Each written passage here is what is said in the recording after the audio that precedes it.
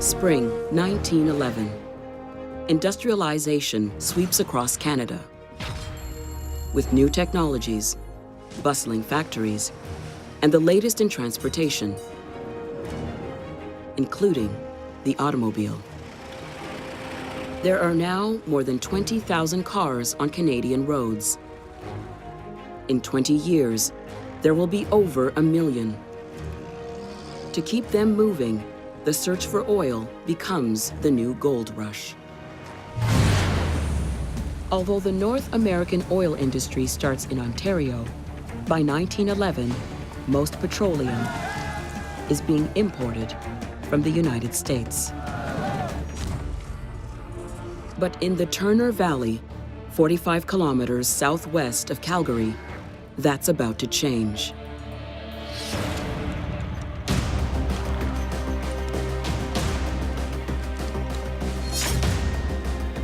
Stuart Heron came here from Ontario 6 years ago to start a new life. When Stuart Heron came to the West, he was an entrepreneur. He was looking for opportunities. He was a farmer, raised horses, delivered coal. At this farm in the foothills, Heron smells a familiar odor.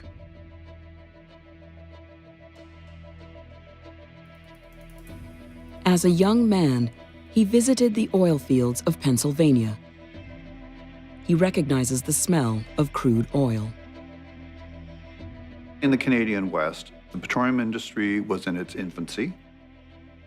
All oil products had to be imported from the States or from central Canada, say Ontario. So people were looking for petroleum. Heron makes his way to a small pool. But this liquid isn't black like crude oil. It's clear as water, hinting at an oil reserve down below. There's only one problem. He doesn't own this land.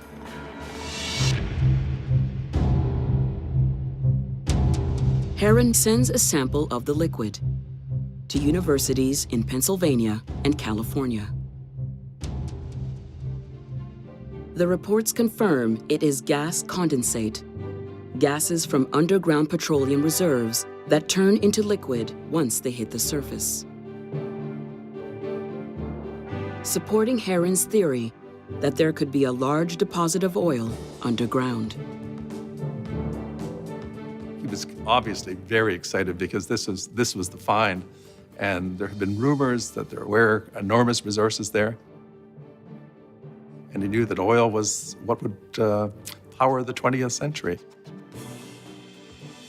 To buy the land from the owner, he sells his beloved farm, gambling everything he has on his instincts. He wasn't a rich man himself. He had to buy a drilling rig. He had to bring in drillers to drill, which meant he had to get investors.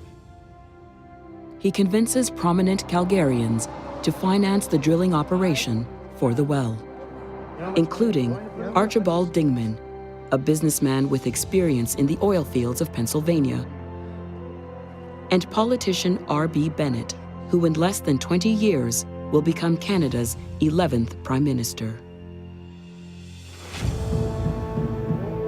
Together they establish the Calgary Petroleum Products Company and build a 25-meter oil derrick over the very spot where Heron discovered the bubbling pool.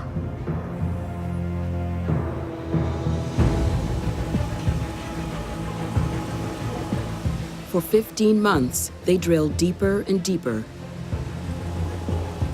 but come up empty. They were only drilling 3 or 4 feet a day, a meter or so per day, and it was very, very slow work. When you build a startup, you're wondering every day, am I gonna run out of money? Is this gonna work? Is this really gonna get traction? And there's so much fear. May 14th, 1914. At a depth of 828 meters, the drill finally breaks through thick rock and strikes an unusually clear oil.